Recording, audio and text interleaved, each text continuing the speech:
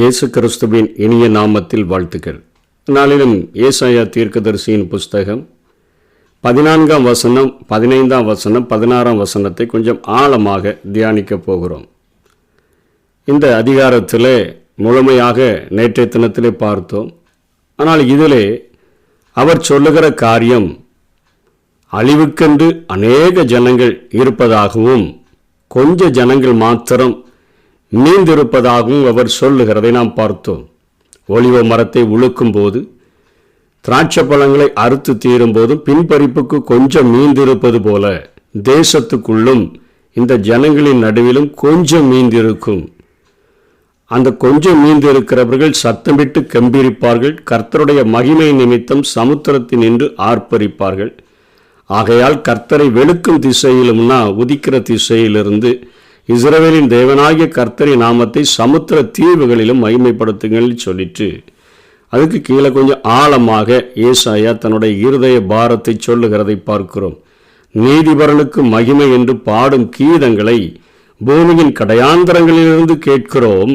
நானோ இளைத்து போனேன், எனக்கு ஐயோ, துரோகிகள் துரோகம் பண்ணுகிறார்கள், துரோகிகள் மிகுதியாய் துரோகம் பண்ணுகிறார்கள் என்கிறேன் என்று சொல்லி இங்கே ஏசாயா தன்னுடைய இருதயத்தினுடைய பாரங்களை வெளிப்படுத்துகிறதை பார்க்கிறோம். அதாவது இன்னைக்கு வாழுகிற சமுதாயத்தில் ஆண்டவரை அறிந்தவர்களாக நாம் வைக்கப்பட்டு இருக்கிறோம். இன்றைக்கு ஆண்டவரை அறிந்த பிள்ளைகளுக்கு நம்முடைய சமுதாயத்தில் நமக்கு பெயர் சிறுபான்மையினர் என்று சொல்லி, அதாவது வாழ்கிற 100%, 3%, 4%, 5% என்று சொல்லித்தான் கணக்கிடப்படுகிறபடியினால நாம் சிறுபான்மையினர் என்று சொல்லி ஆண்டவரை அறிந்த பிள்ளைகள், உண்மையாய் அறிந்த பிள்ளைகள், அதிலும் எத்தனை பேர் என்று தெரியாது, அப்படி ஆழமாக கணக்கிட்டாலும் கூட மிகவும் சொற்பமானவர்களாக இருக்கும் பொழுது இங்கே ஏசாயா பார்க்கிறார், அழிவை நோக்கி போகிற ஜனங்கள் கிட்டத்தட்ட அவர்கள் ஒரு மிகப்பெரிய விசாலமான பாதையிலே செல்லுகிற அளவிற்கு பெருங்கூட்டமாய் செல்லுகிறார்கள். இந்த ஆண்டவரை அறிந்தவர்கள், ஆண்டவரை ஆராதிக்கிறவர்கள், ஆண்டவரை போதும் என்று இருக்கிற ஜனங்கள் மிகவும் கொஞ்சமாய் இருக்கிறார்கள். ஆகவே அவர்களுக்காக இந்த ரெண்டையும் கம்பேர் பண்ணி பார்க்கும்பொழுது என்னுடைய உள்ளத்தில் ஒரு மிகுந்த ஒரு பாரம் வருகிறது என்று சொல்லி அவர் இங்கே பேசுகிறதை பார்க்கிறோம். இந்த நாட்களில் நாம் வைக்கப்பட்டிருக்கிற தேசத்தில் எத்தனையோ லட்சங்கள் ஒரு நாளைக்கு பிறக்கிறது. ஒரு நிமிஷத்திற்கு இத்தனை பேர் பிறக்கிறார்கள், ஒரு நிமிஷத்திற்கு இத்தனை பேர் மரிக்கிறார்கள் என்றெல்லாம் கணக்கிடப்படுகிறது. ஆனால் ஒரு நிமிஷத்திற்கு ஆண்டவரை ஏற்றுக்கொள்ளுகிறவர்கள், ஆண்டவரை அறிகிறவர்கள் எத்தனை பேர் என்று சொல்லி நாம் கணக்கிட்டு பார்த்தாலும் அது மிகவும் சொற்பமானதாகவே அவைகள் காணப்படுகின்றன. இன்றைக்கு ஆலய ஆராதனை என்று சொல்லி வருகிற அந்த கூட்டத்தை பார்க்கிலும் பாவத்தை தண்ணீரை போல குடிக்கிற ஜனங்கள் மிகவும் அதிகமாய் இருக்கிறார்கள். ஆனால் நாம் என்ன செய்கிறோம்? நாம் கொஞ்சம் பேர் இருந்தாலும் சந்தமிட்டு நம்ம கெம்பி இருக்கிறோம், நம்ம ரொம்ப ஆர்ப்பரிக்கிறோம். ஆலயத்திலிருந்து நம்ம எல்லாரும் மீட்கப்பட்டிருக்கிறோம், நாங்கள் பாவத்திலிருந்து விடுதலையாகிவிட்டோம் என்று சொல்லி ஆர்ப்பரிக்கிறோம், ஆராதிக்கிறோம். சந்தோஷம்தான். அந்த ஆர்ப்பரிப்பிலும் அந்த ஆராதனையிலும் உள்ளத்துக்குள்ள ஒரு பாரம் இருக்க வேண்டும் என்கிறதை இங்கே ஏசாயா அவர் ஆண்டவரின் மூலமாக சொல்லுகிறதை பார்க்கிறோம். ஆர்ப்பரிக்கிற ஜனங்கள் அவங்க ஒலிவ மரத்தை உழுக்கும் போதும் திராட்சை பழங்களை அறுத்து தீரும்போது எவ்வளோ கொஞ்சம் மீதி இருக்குமோ அவ்வளவுதானே இருக்கிறாங்க. ஆனால் அழிவை நோக்கி போகிற ஜனங்கள் இவ்வளவு திரளாய் இருக்கிறார்களே என்று சொல்லி இங்கே அங்கலாய்க்கிறதை பார்க்கிறோம். ஒரு தேவனை அறிந்த ஒரு மனிதனுடைய இருதயம் அவன் இப்படிப்பட்ட சந்தோஷத்தில் மகிழ்ந்து ரட்சிக்கப்பட்டவர்களை பார்த்து திருப்தி அடைந்து நின்று விடாதபடிக்கு அழிவை நோக்கி செல்லுகிற ஜனங்களை பார்த்து அவன் ஆலயத்தில் வைக்கப்பட்டிருந்தாலும் தன்னுடைய ஜெப அறையில் நின்று முழங்காலில் இருந்தாலும் அவன் அழிந்து போகிற ஜனங்கள் இத்தனை திரளாய் இருக்கிறார்களே, அங்கே இத்தனை திரளாய் அழிவை நோக்கி செல்லுகிறார்களே, அதை நிமித்தமாக நாம் இளைத்து போகிறவர்களாக நாம் காணப்பட வேண்டும். ஒரு தானியேலை எடுத்துக்கொண்டோம் என்று சொன்னால் அவர் அங்கே எருசலேமிலிருந்து சிறைபிடிக்கப்பட்டு அவர் அங்கே நேபுகாத் நேச்சாருடைய அரண்மனையிலும் பெல்சாத்சார் காலம் வரையிலும் அவர் அத்தனையான தரியு ராஜாவினுடைய காலங்களிலும் அவர் உயரமான ஒரு பதவியை வகிக்கிறவராக அரண்மனையிலேயே மிக உயர்ந்த பதவியில் அவர் வைக்கப்பட்டு இருந்தாலும் கூட அவருக்கு அது அவருடைய தேசத்தில் கூட அவ்வளோ பெரிய பதவியில் தானியேல் இல்லை.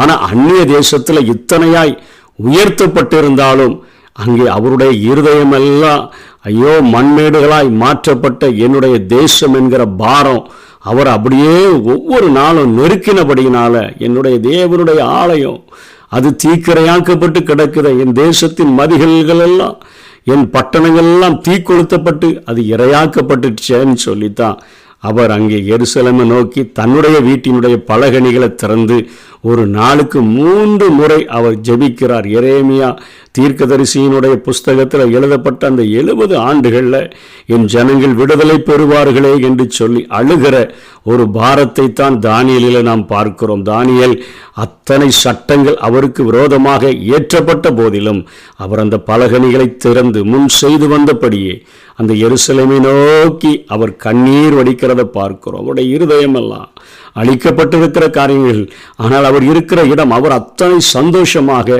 அவர் ஆர்டர் போட்டு மற்றவர்களை அவர் செய்ய வைக்கிற அளவிற்கு ராஜாவுக்கு அடுத்த ஸ்தானத்தில் அவர் உயர்த்தப்பட்டிருந்தாலும் அன்றைக்கு வாழ்ந்த அந்த தேசத்தில் 3 பேரை பிரித்து ஆளுகை செய்கிறவர்கள் இவர் ஒரு மிகப்பெரிய தலைவராக இருந்தாலும் அவருடைய இருதயத்தின் பாரமெல்லாம் இங்கே ஏசாயா சொன்னது போல இளைத்து போனேன் எனக்கு ஐயோ என்று சொல்லுகிறது போல அவர் அங்கே கண்ணீர் வடிக்கிறதை நாம் பார்க்கிறோம்.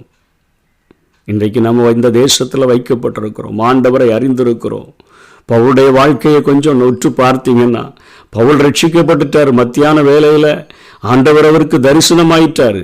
ஆனால் ஒரு வார்த்தை கொடுக்கப்படுது, என் நாமத்தின் நிமித்தம் நீ எவ்வளவாய் பாடுபட வேண்டும் என்பதை காண்பிப்பேன். அவர் அந்த வார்த்தைகளை கேட்டு எழுந்து அவர் போய் ஆண்டவருக்காக பட்ட பிரயாசங்கள் அத்தனையும் பார்க்கிறோம். அதோடு நிற்கலை, அவருடைய சரீரத்திலிருந்து கழட்டி போடப்பட்ட வஸ்திரங்கள் கச்சைகளினாலெல்லாம் அற்புதங்கள் நடக்குது. பிரசங்கம் பண்ணிட்டு இருக்கும்போது மாடியிலேருந்து ஒருத்தன் கீழே விழுந்துடுறான். அவனை இறங்கி போய் தூக்கி அவனை உட்கார வச்சுட்டு திரும்பவும் பிரசங்கத்தை தொடங்குகிறார். ஆனால் அவருடைய பாரமெல்லாம் இங்கே ஆராதிக்கிறவர்கள் கொஞ்சம் பேர், அறியாது இருக்கிறவர்கள் ஏராளமான பேர் இருக்கிறார்களே என்கிற ஒரு பாரத்தோடு கூட எப்படியாயிலும் சிலரை ரட்சிக்கிறதற்கு நான் எல்லாருக்கும் எல்லாமானேன் என்று சொல்லுகிறார். அவருடைய பாரமெல்லாம் சபையை குறித்த பாரம் ஒவ்வொரு நாளும் அந்த வேதனையை நெருக்குகிறது என்று சொல்லுகிறார். அதனால் கிறிஸ்துவனுடைய அச்சடையாளங்களை என் சரீரத்தில் சுமந்து கொண்டு தான் திரிகிறேன், எப்படியாயிலும் சிலரை ரட்சிக்கணும், அதுக்கு நான் எல்லாருக்கும் எல்லாமாகணும் என்று சொல்லி பாரத்தோடு கூட ஓடுகிற அந்த பவுலை பார்க்கிறோம்.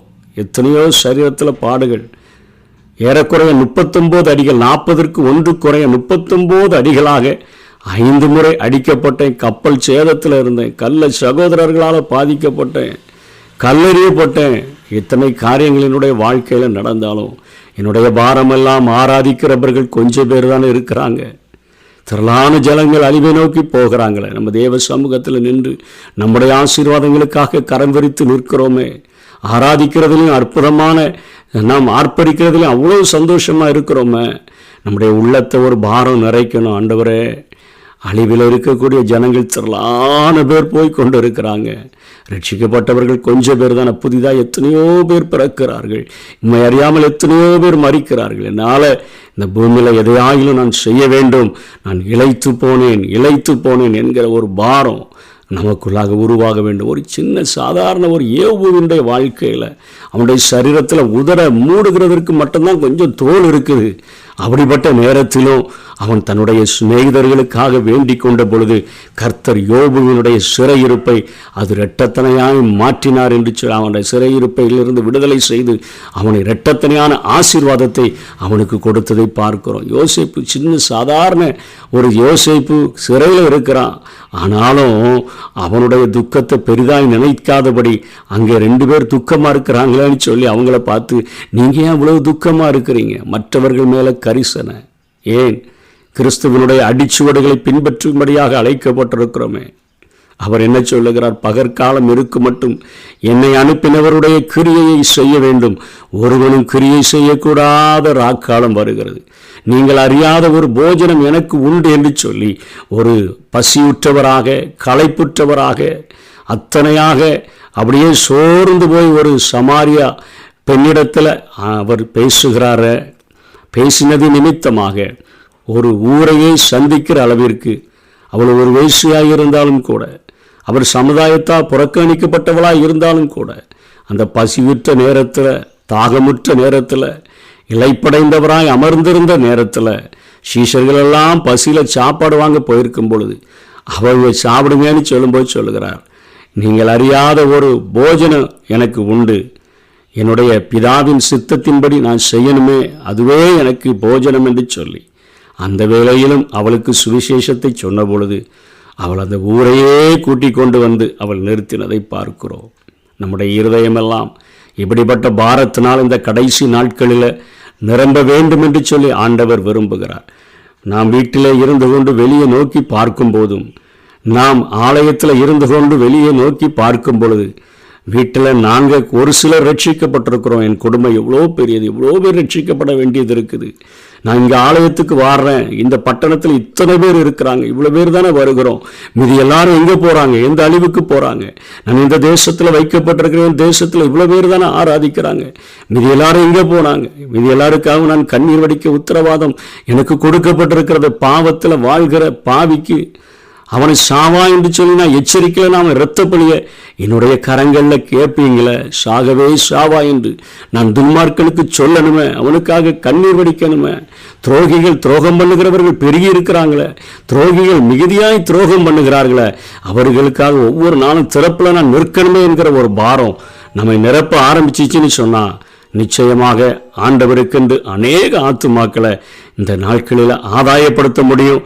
அதற்கென்று வாஞ்சிப்போம். கர்த்தர் தாமே நம்மை ஆசீர்வதிப்பாராக. ஆமென்.